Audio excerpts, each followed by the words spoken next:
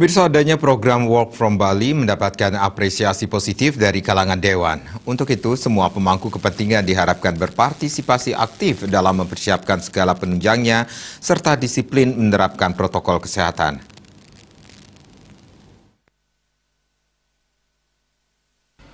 Guna merangsang pertumbuhan ekonomi khususnya di bidang pariwisata, pemerintah mencanangkan program Work from Bali atau WFB.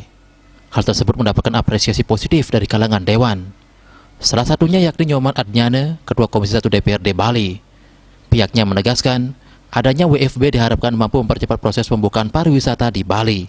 Di sisi lain yang perlu dipersiapkan adalah masing-masing daerah yang memiliki objek wisata harus berpartisipasi aktif menyongsong dibukanya pariwisata Bali.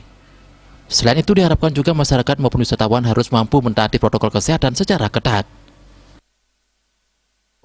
Pasti kita akan dukung dan kita sambut dengan senang. Dan yang penting lagi, kalau ini bisa mempercepat proses pembukaan wisata Bali, ini tentu akan lebih bermanfaat bagi Bali sendiri, khususnya dunia pariwisata. Kita perlu dukung, ini perlu kita dukung karena langkah positif ini bisa menguntungkan bagi Bali. Dan masing-masing daerah yang menjadi objek wisata di Bali tentu harus berpartisipasi aktif untuk menyongsong dibukanya pariwisata Bali.